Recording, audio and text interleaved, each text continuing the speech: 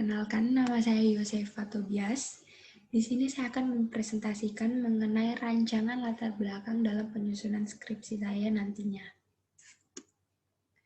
Nah, di sini saya mengangkat tema mengenai pengaruh family control terhadap kinerja perusahaan dan good corporate governance dalam perusahaan family business. Kenapa saya mengangkat tema ini? Karena saya melihat dan saya membaca dari jurnal-jurnal yang ada bahwa family control itu sangat berpengaruh besar dalam sebuah family business. Dan kebanyakan perusahaan-perusahaan yang berkembang itu di dalamnya itu karena terdapat pengaruh family control di dalamnya. Makanya saya mengangkat tema ini menjadi tema saya dalam penyusunan skripsi nantinya. Untuk latar belakangnya sendiri, apa sih family business itu? Family business atau perusahaan keluarga adalah suatu perusahaan yang pemegang saham mayoritasnya adalah sebuah keluarga dan posisi pengelola manajemen dikuasai oleh anggota keluarga sendiri, serta diharapkan keturunan keluarga tersebut mengikuti jejak mereka nantinya sebagai pengelola. Jadi perusahaan keluarga adalah sebuah perusahaan yang dimiliki, dikontrol, dan dijalankan oleh anggota sebuah atau beberapa keluarga.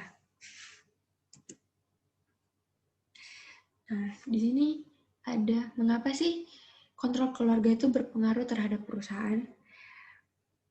Kenapa dikatakan berpengaruh? Karena adanya kontrol yang dimiliki sehingga akhirnya berpengaruh pada profitabilitas perusahaan dan pencapaian tujuan perusahaan, yaitu maksimalisasi nilai perusahaan.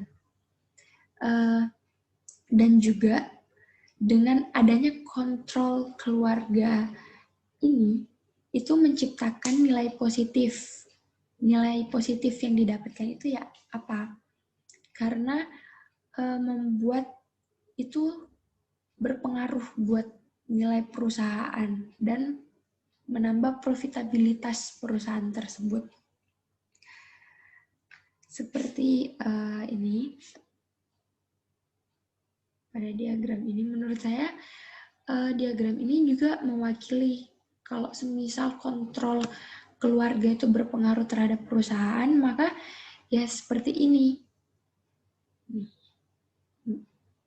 Itu akan menunjukkan bahwa nilai positif yang diberikan itu oleh kontrol keluarga buat memaksimalkan kinerja dari perusahaan tersebut. Perusahaan keluarga memiliki rasa kepemilikan yang tinggi dan kepedulian terhadap reputasi perusahaan, dikarenakan perusahaan keluarga memiliki tujuan utama untuk mewariskan bisnisnya kepada generasi selanjutnya. Perusahaan dengan pemegang saham mayoritas adalah keluarga akan mengendalikan keputusan dalam perusahaan melalui hak kontrol yang mereka miliki.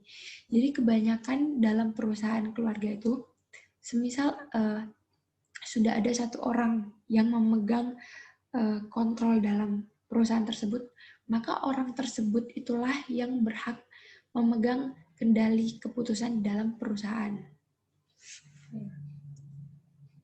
Sekian presentasi dari saya. Thank you.